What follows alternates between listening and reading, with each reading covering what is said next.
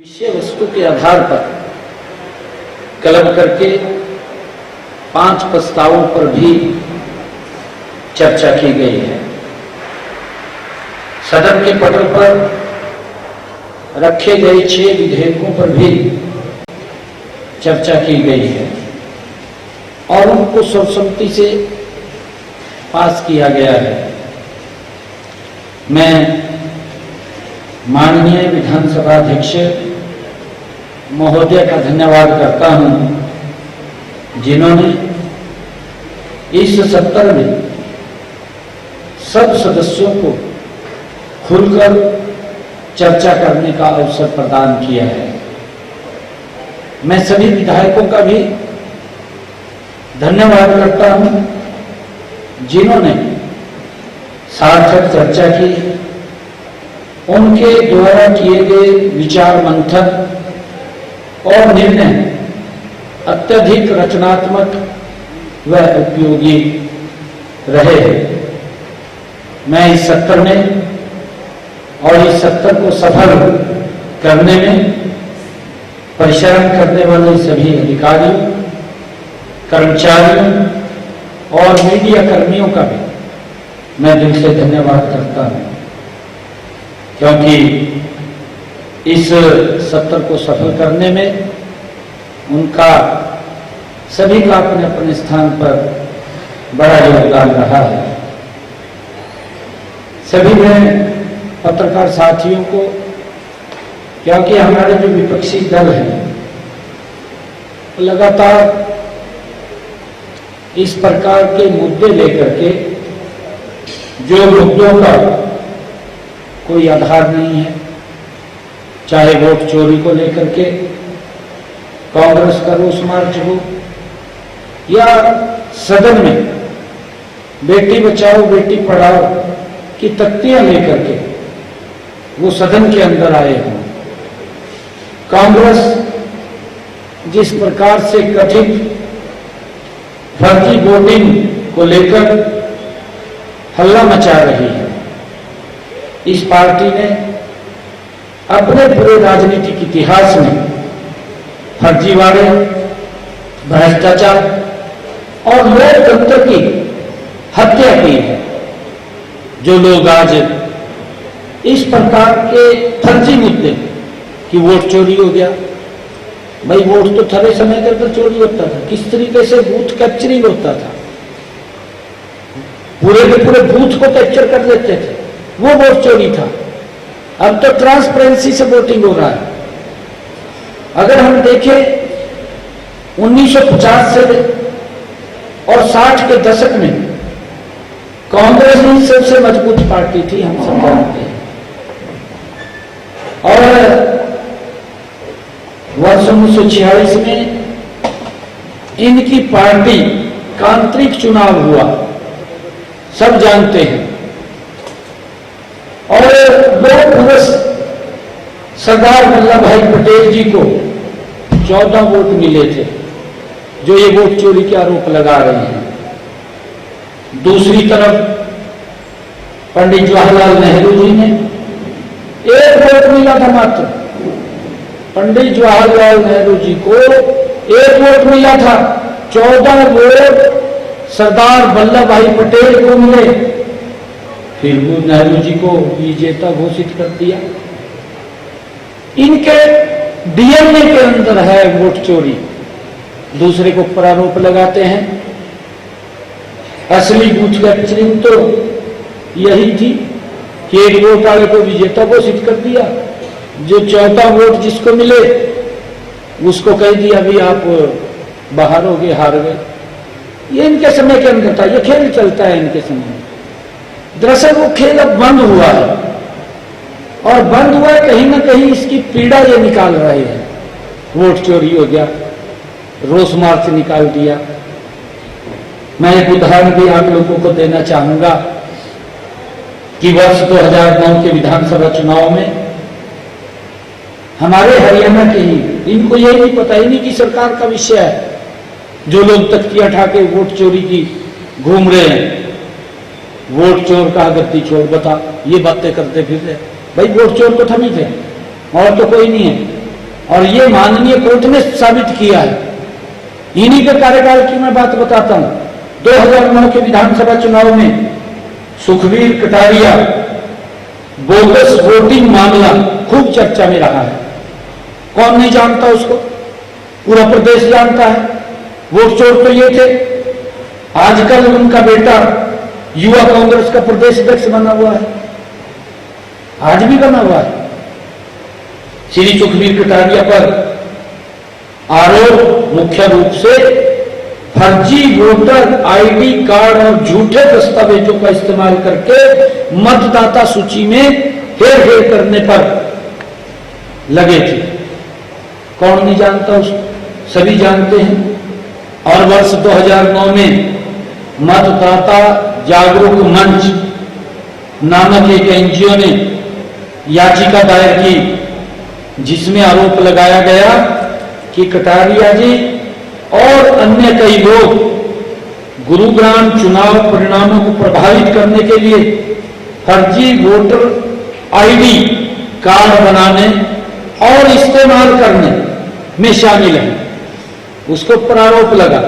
और इसी मामले में 2013 में एक जिला अदालत के निर्देश पर कटारिया जी के खिलाफ एक नहीं 2 एफआईआर दर्ज हुई। 2 एफआईआर। फिर वोट चोरी कौन कर रहा है? वोट चोरी तो कांग्रेस ही कर रही है और ये अपने आप पाक साफ बन रहे हैं। मैं तो ये कहना चाहूंगा कि कांग्रेस की हालत देख करके कि हाथी के दांत है, खाने के और दिखाने के और, ये तो वो हालत है कांग्रेस की। दरअसल कांग्रेस को पता नहीं किसने स्क्रिप्ट लिख करके इनके आका को दिया और ये उसको उठाए घूम रहे। वोट चोरी होगी कहा? वोट चोरी नहीं हुए। इनकी जो करतूत थे उसके कारण वोट चोरी हुए। जिस प्रकार के इनके काम थे, देश की जनता जानती है कि ये वही कांग्रेस पार्टी है जिसने आपातकाल लगा करके लोगों के संवैधानिक अधिकारों का गला घोट दिया था। ये कौन नहीं जानता? ये वोट चोरी की बात कर रहे हैं। सबसे बड़े वोट चोर अगर कोई है, कांग्रेस पार्टी है। कांग्रेस पार्टी सबसे बड़ी वोटों की चोरी की है। उसने लोकतंत्र का गला घोटा है। लोकतंत्र का तो गला घोटा कांग्रेस ने भी प्रेस कहीं छाप ना सके, उसके भी गले को दबाने का काम कांग्रेस ने किया था 1975 में। आपके सामने है। पाबंदियां लगा दी थी प्रेस के ऊपर भी, प्रेस का भी गला घोट दिया था। लोकतंत्र का तो घोटा ही था। सबसे बड़े चोर अगर कोई है, ये कांग्रेस ही सबसे बड़ी चोर है वोटों की। नरेंद्र मोदी जी आज देश को गति से आगे बढ़ा रहे हैं, ट्रांसपेरेंसी तरीके से काम कर रहे हैं। अगर देखें इनके समय में क्या क्या हालात थे, सब जानते हैं।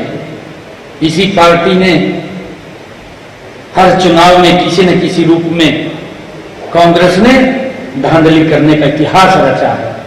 सब जानते हैं। हरियाणा की जनता जानती है कि कांग्रेस सरकारों के समय में बूथ कैप्चरिंग, लाठी डंडों से दबाव, शराब और पैसे बांट करके वोट खरीदना, ये कांग्रेस की फितरत थी। ये काम तो करते नहीं थे। ये तो सोचते थे कि जब चुनाव आएगा दारू पिला देंगे, पैसा बांट देंगे, वोट खरीद लेंगे। फिर करते थे काम। ये वोट चोरी होता था। ये कांग्रेस के समय में नहीं। कितना ये तो इसी प्रकार से सोचते थे भी हम वोट को चोरी करके जीत लेंगे। आज वो मोदी जी ने उस चोरी को बंद किया है। इनको पीड़ा हो रही है। आज तक ये ठा ठा के घूम रहे हैं इधर उधर, अपना कार्यकाल नहीं देख रहे। ये वही कांग्रेस है जो फर्जी वोटिंग के झूठे आरोप लगा रही है। ये कांग्रेस भी आज वो कांग्रेस नहीं रही। ये कांग्रेस भी फर्जी कांग्रेस है आजकल, क्योंकि कामकुम तो ये भ्रष्टाचार घोटाले के अंदर ज्यादा विश्वास इनका था। तो घोटाले करते थे भी वोट खरीद लेंगे, वोट चोरी कर लेंगे। ये वही चोरी होती थी वोटिंग की।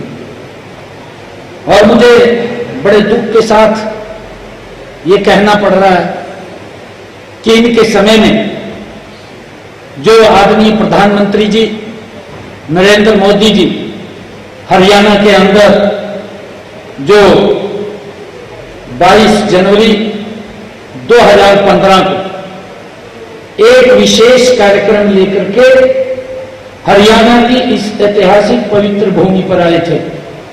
हमें भी चिंता थी बेटी बचाओ बेटी पढ़ाओ को लेकर के। यही थे कांग्रेस के लोग, इन्हीं की सरकार थी। हरियाणा प्रदेश को मैंने कहा है विधानसभा के अंदर भी, परंतु मुझे दुख है ये बेटी बचाओ बेटी पढ़ाओ की तख्तियां लेकर के आए, किस मुंह से लेकर के आए? ये हरियाणा प्रदेश का आज लोग इनकी बदतमीजी कर रहे हैं कि थोड़े समय के अंदर बेटियों को किस तरीके से कोख में मार दिया जाता था। ये कन्या भ्रूण हत्या के लिए हरियाणा प्रदेश के ऊपर कलंक था और इनकी सरकार थी। और ये बेटी बचाओ बेटी पढ़ाओ की तख्तियां लेकर के खड़े हो गए। इनको देखना चाहिए कुछ ना कुछ कि हम क्या कर रहे हैं। कांग्रेस ने बेटियों के लिए अपने कार्यकाल में क्या किया है ये तो बताने का काम करते भी हमने ये काम किया, तख्तियां लेकर के आ गए। कांग्रेस ने जब वे 2014 में सत्ता छोड़कर गए तो प्रदेश में लिंगानुपात 871 था, पूरा प्रदेश जानता है। और मोदी जी आए यहां पर, इनको तो अधिकार ही नहीं है ये बेटी बचाओ बेटी पढ़ाओ की फटियां उठा करके घूमे। अगर इन्होंने कुछ बेटियों के लिए किया होता तो ये बताएं। अच्छा लगता है ये फटियां उठा करके आए हैं। आदरणीय मोदी जी ने उस बात को समझा, उस पीड़ा को समझा, उस दर्द को समझा और मोदी जी स्वयं बेटियों को बचाने के लिए हरियाणा की भूमि के ऊपर आए और उस कलंक को धोया जो कलंक हरियाणा के ऊपर लगा हुआ था, बेटियों को गर्भ में मार देगा। और हमने जब आदरणीय प्रधानमंत्री जी यहां आए तो एक राष्ट्रव्यापी आंदोलन चला, राष्ट्रव्यापी बेटी बचाओ बेटी पढ़ाओ के कार्यक्रम की शुरुआत हुई। और मुझे बताते हुए कि इसके परिणाम पॉजिटिव आए, ये प्रधानमंत्री जी ने चिंता की, मोदी जी ने चिंता की और उसके परिणाम सार्थक ये निकले कि आज बेटियां जो हमारा लिंगानुपात है उसकी दर में बड़ा सुधार हुआ। आज वो 910 पे पहुंच गया है, 871 से 910 पे पहुंच गया है। आज ये स्थिति है और ये फटियां उठा करके घूम रहे। मित्रों, आज मैंने एक और बड़ी घोषणा विधानसभा में की है। कलेक्टरेट को लेकर के मैंने इनके कार्यकाल का भी बताया। जो कांग्रेस के कार्यकाल में कलेक्टरेट बढ़े थे और हमारे विपक्षी लोग उस कलेक्टरेट के ऊपर जो हल्ला मचा रहे हैं पूरे प्रदेश के अंदर कि इतना कलेक्टरेट बढ़ा दिया, इतना कलेक्टरेट बढ़ा दिया। आज मैंने इनके कार्यकाल का भी और अपने कार्यकाल का भी पूरा शीशा इनके सामने रखा है, पूरी बात बताई है।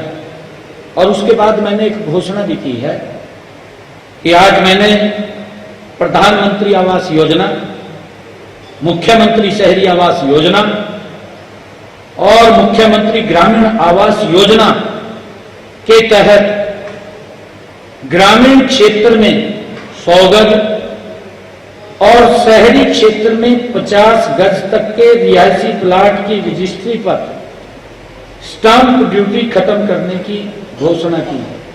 एक बड़ी ये घोषणा की है कि हमारे जो प्रधानमंत्री आवास योजना के तहत और मुख्यमंत्री शहरी आवास योजना के तहत और मुख्यमंत्री ग्रामीण आवास योजना के तहत जो क्षेत्र में 100 गज और 50 गज के प्लॉट हैं उनकी स्टैंप ड्यूटी मैंने खत्म करने की घोषणा भी की है। Thank you. ये आपने विरोधी दलों की बात की है। तो मुख्यमंत्री नायब सैनी प्रेस वार्ता करके जानकारी दे रहे थे सदन में क्या कुछ रहा और साथ ही साथ विपक्ष पर भी जमकर निशाना साधते हुए नजर आए। उन्होंने बताया कि मानसून सत्र में कई मुद्दों पर सार्थक चर्चा हुई है। 6 विधेयकों पर चर्चा की गई। सभी सदस्यों को खुलकर चर्चा करने का अवसर मिला। सभी सदस्यों ने अपनी बातें रखी और सभी सदस्यों को आभार जिन्होंने खुलकर सार्थक चर्चा की।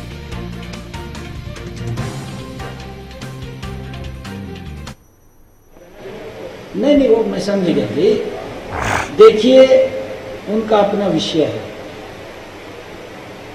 और मैं आपको एक बार बात, आपने विषय छेड़ा है क्योंकि ये बड़ा हार्ट को टच करने वाला विषय है। मैं लगातार बोलता रहा हूं, मैं ये बोलता रहा हूं कि हम तो पंजाब के छोटे भाई हैं। हम आज भी अलग नहीं हैं, आज भी एक छत के नीचे रह रहे हैं। आप खड़ा हूं ना, मैं एक ही छत के नीचे पंजाब भी है और हरियाणा भी है। हमारा प्रांगण भी एक ही, बेड़ा बोलते हैं जिसे, हमारा बेड़ा भी एक है, हमारी छत एक है। अरे भाई है, अलग होते हैं परंतु दीवार आज भी एक है, बेड़ा एक है, आज भी अलग नहीं है। हमारे गुरुओं ने जो हमें शिक्षा दी है, ये सारा ही पंजाब था।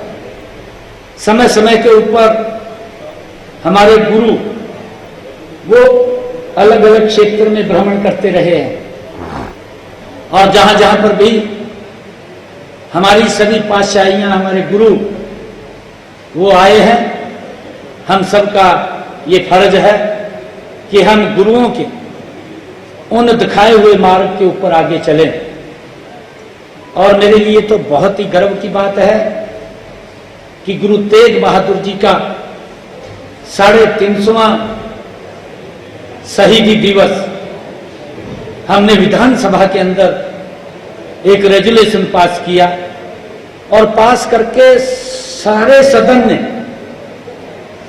सारी विधानसभा ने, हमारे सभी हाउस ने एक मुश्त ये कहा कि हम गुरु तेग बहादुर जी के 350वें शहीदी पर्व को हर्षोल्लास के साथ मनाएं। हमारे लिए गर्व की बात है कि हम उन गुरुओं ने जो हमें शिक्षा दी है, उन शिक्षाओं को हम आगे बढ़ाने का काम कर रहे हैं। और मुझे, क्योंकि बड़ा अत्याचार सिख समाज के ऊपर हुआ है, मैंने अपने वक्तव्य के अंदर ये भी बात बोली है कि अलग अलग समय के ऊपर सरकारों ने अपनी यथास्थिति के अनुसार उनकी हेल्प की है। गुरु तेग बहादुर जी का 350 साला शहीदी दिवस हम मना रहे हैं, उसको याद कर रहे हैं। तो मेरे, क्योंकि मुझे बहुत सारे ऐसे लोग मिलते थे और आकर के मुझे अपनी व्यथा बताते थे, तो हमारी सरकार ने निर्णय किया है कि जो 84 के दंगों में जिन हमारे सिख समाज के ऊपर अत्याचार हुए, जिन हमारे सिख समाज के, जिनका कोई कसूर भी नहीं था, उनको एक विशेष टारगेट करके आग के हवाले कर दिया। उनके बिजनेस डिस्टर्ब हो गए। मैंने वो पूरा का पूरा वक्तव्य विधानसभा के अंदर बताया था। कितने गुरुद्वारे, कितने घर, कितनी दुकानें, कितने वाहन जो आग के हवाले करके राख में तब्दील कर दिए, मैंने बताया था पूरा। कितनी सरकारी गाड़ियां, रेल के डिब्बे, बसें, एक विशेष वर्ग को टारगेट करके, दुर्भाग्यपूर्ण वो घटनाक्रम था, उनकी पीड़ाएं हैं। तो हमने ये निर्णय लिया कि 350 साला गुरु तेग बहादुर जी का शहीदी दिवस हम मना रहे हैं कि उस अवसर के ऊपर उन जिन्होंने, जिनका कोई विषय नहीं था, जिनका कोई कसूर भी नहीं था, वो तो अपने परिवार को आगे बढ़ाने का काम कर रहे थे, ऐसे परिवारों के ऊपर एक दुखों का पहाड़ टूट गया, उनके बिजनेस डिस्टर्ब हो गए। तो हमने ये निर्णय किया कि ऐसे परिवारों से जो भी आज बड़ा परिवार हो गया होगा, वो परिवार अपनी सलाह करके एक व्यक्ति का नाम वो डीसी महोदय को देगा, हम उसको हरियाणा सरकार में यथोचित नौकरी देने का काम करेंगे, ये मैंने घोषणा की। परंतु एक बात मैं कहना चाहता हूँ, एक मिनट, मैं ये बात कहना चाहता हूँ कि जो लोग इसको राजनीति से जोड़ रहे हैं, ये विषय उनको ही जाए। हम इसके ऊपर राजनीति नहीं करते, हमारे गुरुओं ने दिखाया हुआ रास्ता है। अगर वो इसको राजनीति से जोड़ रहे हैं तो वो फिर उन्हीं को ही समर्पित है। अगर आप इस प्रकार की भावना रखते हैं कि इसको राजनीति से जोड़ा जा रहा है तो दुर्भाग्यपूर्ण है। आप काम करिए ना, आप हर चीज में राजनीति क्यों देख रहे हैं? मेरे तो यहां इलेक्शन नहीं है यार, मेरे तो इलेक्शन नहीं है यहां पर। अगर इलेक्शन होते तो कोई विषय था।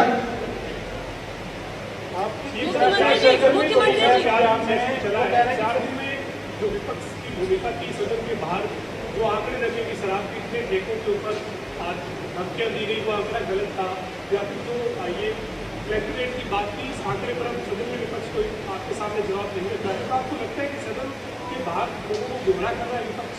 बिल्कुल गुमराह कर रहा है। एक तो मेरा आग्रह यह है कि सदन में से ही कांग्रेस के वरिष्ठ नेता ने, आपने सुना होगा, क्या सुना है बताओ मेरे को, क्या कहा उसने? नहीं, कलेक्टरेट को लेकर हैं, चाहे आप अच्छा भी फैसला कर रहे हैं, हमारा विरोध। फिर ये बात कही है, हाँ कहा चाहे आप अच्छा भी कर रहे हैं, ये मोदी जी कौन सा बुरा थोड़ी कर रहे हैं, देश को आगे बढ़ा रहे हैं, लोकसभा नहीं चलने देते। अरे सारे फैसले मोदी जी अच्छे कर रहे हैं, देश को किस गति से आगे बढ़ा रहे हैं। अरे आज तक आजादी के बाद इतनी गति से देश नहीं बढ़ा। अरे उसका पास विजन है, उसके पास नीति है। आज पूरी दुनिया भारत की जय जयकार कर रही है। इन्होंने ये भी एक शब्द कहा था बीच में कि हम यही तो बात कह रहे हैं कि अधिकारी हैं जो वो गुमराह करते हैं, मगर आपको करते होंगे वो गुमराह। मैंने कहा, जवाब दिया, परंतु आज शासन भी वही है, प्रशासन भी वही है। एक चेहरा बदला मोदी आया, पूरा देश बदल दिया। अधिकारीगण हमारे सारे लोग तो वही है, परंतु नीति है, विजन है, योजना है, और उस नीति और योजना के अनुसार इस देश को आगे बढ़ा रहे हैं। इनके पास तो ना नीति थी, ना नियत थी, ना नेतृत्व, कुछ भी नहीं है। मुख्यमंत्री जी, जिस तरह से विपक्ष ने काम को प्रस्ताव लाया और आखिरी डिस्कशन के समय वो उठ के चले गए और आज फिर उन्होंने कोशिश की इस चीज को उठाने की, क्या कहेंगे इस पे आप? देखिए, दुर्भाग्यपूर्ण है, क्योंकि यही तो मैं कह रहा हूं कि लोकतंत्र का गला घोटने का काम कांग्रेस करती है। कांग्रेस अपने आप स्थगन प्रस्ताव लेकर के आई। जो व्यक्ति किसी मुद्दे के ऊपर उनको लग रहा है कि यहां पर दिक्कत है, और वो स्थगन प्रस्ताव लेकर के आए, स्थगन प्रस्ताव लेकर के आए, तो उसका जब अपने आप उन्होंने बात बोल दी, हमारी तरफ से एक भी व्यक्ति नहीं बोला, उनकी बात को, हर बात को सुन करके जब सरकार जवाब दे रही थी तो उसका विरोध करना शुरू कर दिया। किस तरीके से उठ करके बोलते थे, और फिर वॉकआउट करके चले गए। भाई, जब आप स्थगन प्रस्ताव लेकर के आए, आपने अपनी बात रखी, जब सरकार उसका जवाब दे रही है तो सुनना तो आपका फर्ज है। आप क्यों नहीं सुनेंगे? आप सुने उस बात को, परंतु वॉकआउट करके चले गए। पूरा प्रदेश देख रहा है, ऐसा नहीं है, पूरा प्रदेश देख रहा है कि इनकी कथनी और करनी ठीक नहीं है। कांग्रेस दरअसल कहीं रही नहीं है, कांग्रेस हाशिए पे चली गई है, और कांग्रेस अब तो मुद्दे भी नहीं रहे। ऐसे ऐसे मुद्दे हम वोट चोरी कर ली। भाई, वोट अगर इसके ऊपर डिबेट हो जाए, वोट चोरी किसने करी, और इस पूरे देश को पता लग जाएगा। वोट तो सबसे बड़े चोर तो नहीं है वोट के, इन्होंने चोरी किया। बूथ को कैप्चर कर लेते थे, गांव को बाहर खड़ा कर देते थे, कोई वोट डालने नहीं जाता था। ये इनके कार्यकाल में हुआ। बहुत सारे केस हैं ऐसे।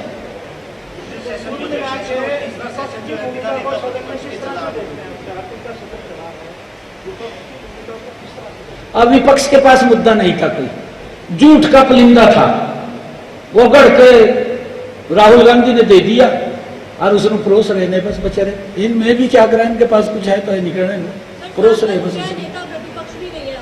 हाँ जी, कोई बात नहीं, आ जाएगा जी, कोई जल्दी तो नहीं है। आ जाएगा। सरकार ने हमारे आंकड़े सुनाने शुरू कर दिए, तुलना शुरू कर दी कि कांग्रेस राज में क्या अपराध हुए थे, इस बात की उनका आपत्ति है और मैं आपने बताया ऐसा क्या अब करना क्या है। अब मैंने बताया ना लास्ट में, पहले तो उनका जवाब देना था। मैंने कहा भी आप बैठिए, हर चीज का जवाब है। आज भी जब मैं कलेक्ट्रेट के ऊपर कह रहा था कि एक एक चीज का जवाब है, फिर लास्ट में क्या कहा सुन करके कि हाँ ठीक है, ये बात उन्होंने कही। और फिर ये कहा हमारा तो विषय ये है कि आपके अच्छे फैसले का भी हम विरोध करेंगे। यही बात कही। फिर कम से कम पूरी बात तो सुने ना। हमारे पास विजन भी है, हमारे पास नीति भी है, हमारी नीयत भी है। कोई मतलब नहीं है, हमारी सरकार की जिम्मेवारी है लॉ एंड ऑर्डर को मेंटेन रखना, हम रख रहे हैं। कोई दिक्कत नहीं है किसी प्रकार की किसी को। मुख्यमंत्री जी कल हरियाणा विधानसभा ने नई कवायद शुरू की थी, तमाम विधायक जो है उनको आमंत्रित किया था कि वो दौड़ेंगे, साइकिल करेंगे, लेकिन विपक्ष ने इसको ड्रामा करार दिया। ये कहा है कि चंडीगढ़ में दौड़ लगाने से हरियाणा में नशा बंद नहीं है। देखिए, माननीय विधानसभा स्पीकर महोदय ने ये इंसेंटिव लिया था, और जब माननीय विधानसभा अध्यक्ष कोई बात बोलते हैं तो 90 के 90 विधायकों के लिए बोलते हैं और बिना भेदभाव के बोलते हैं। मैं तो धन्यवाद करना चाहूंगा कि वो पक्ष के विधायकों को तो कम समय देते हैं, विपक्ष वालों को ज्यादा देते हैं। हमारे विधायक या हमने कभी ये बात नहीं की, वो भेदभाव नहीं करते हैं। हमारे विधानसभा अध्यक्ष वो कभी भेदभाव नहीं करते। अगर उन्होंने कोई काम कहा है तो इनको तो ये प्रोपगंडा ही लगेगा। एक ऐसे विषय को लेकर के विधानसभा अध्यक्ष की हमने जागरूकता फैलानी है। एक तो पोल्यूशन को लेकर के पोल्यूशन मुक्त करना है, दूसरा नशा मुक्त करना है। नशे को लेकर के हम साइक्लोथॉन यात्रा, मैसेज होता है, ये मैसेज पूरे प्रदेश को, युवाओं को, प्रदेश के लोगों को देना होता है। और ये इंसेंटिव माननीय विधानसभा अध्यक्ष ने लिया और उसको वो क्या क्या शब्द बोल रहे हैं। भाई तुमने नहीं आना, चुपो जो नहीं, आंख खुल रही थरी क्योंकि रात में देर हो जाए नो, नशे के अंदर के खिलाफ ये मुहिम चल रही है। रात में लेट तक बैठे रहते हैं। एक और बड़ी घटना इस सत्र के दौरान हुई है, आपके द्वारा जब जवाब दिया गया तो स्पीकर साहब ने उसको बहस गलत किया गया। क्या जवाब को लेकर ये बड़ी बात हुई है कि सदन के नेता के भी स्पीकर ने नहीं, अच्छा एक नहीं, मैं एक बात बताता हूँ। शैतान शब्द अनपार्लियामेंट्री शब्द नहीं है। मैं विधानसभा में भी खड़े होकर के बोल रहा था, अभी बोल रहा था। हुड्डा साहब हमारे आदरणीय हैं, मैंने विधानसभा में भी कहा, अब भी कह रहा हूँ। देखिए, हमारी विधानसभा के बहुत वरिष्ठ नेता हैं, लंबे समय तक उस सदन के माननीय सदस्य रहे हैं, 2 बार मुख्यमंत्री रहे हैं। नीतियां गलत हो उसकी, वो निर्णय न ले पाया हो, गलत निर्णय ले लिए हो, परंतु ये शब्द अनपार्लियामेंट्री शब्द नहीं है। शैतान, मैंने उदाहरण दिया, मेजर शैतान सिंह जो रेजांगला जो यूनिट थी वो उसके हेड थे, और उसने डट करके एलओसी के ऊपर चाइना के जो सैनिक थे मौत के घाट उतारा। उसने डरते थे उसके नाम से।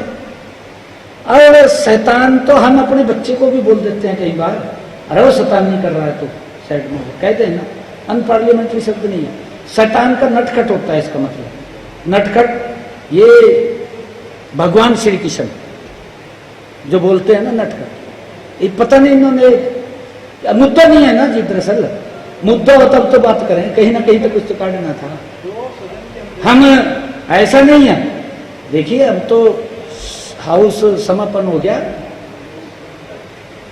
हम हुड्डा साहब वरिष्ठ नेता हैं हाउस के, कभी भी हम सोच नहीं सकते कि उसके खिलाफ हम कोई गलत शब्द कहें, नहीं सोच सकते हम। उन्होंने कैसा सोचा वो उनके ऊपर जाए, हम इसको ऊपर नहीं। उन्होंने हमारे से कहा भी अगर आपको ये लगता है कि अनपार्लियामेंट शब्द है, तुम तो अनपार्लियामेंट शब्द नहीं है।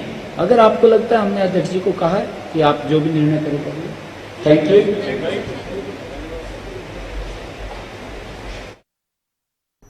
तो आपने सुना मुख्यमंत्री नायब सिंह सैनी को कई मुद्दों पर वो विपक्ष को घेरते हुए नजर आए, और क्योंकि मानसून सत्र चल रहा था विधानसभा का और समापन हुआ है, तो उसके बाद मुख्यमंत्री की तरफ से प्रेस कॉन्फ्रेंस की गई, जानकारी दी गई क्या कुछ हुआ, क्या कुछ अहम रहा।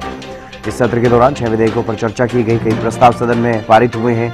मानसून सत्र में कई मुद्दों पर सार्थक चर्चा भी हुई है और विपक्ष को कहीं ना कहीं घेरते हुए नजर आए हैं, क्योंकि काम रोको प्रस्ताव लाया गया विपक्ष की तरफ से। साइक्लोथॉन का जो आह्वान स्पीकर की तरफ से किया गया था उसमें भी उन्होंने हिस्सा नहीं लिया। उसके अलावा एक विरोध प्रदर्शन जो विधानसभा के बाहर किया गया वोट चोरी को लेकर के कांग्रेस की तरफ से, उसको लेकर के भी तंज कसते हुए नजर आए हैं। उन्होंने कहा कि कांग्रेस फर्जी वोटिंग कांग्रेस की तरफ से की जाती है।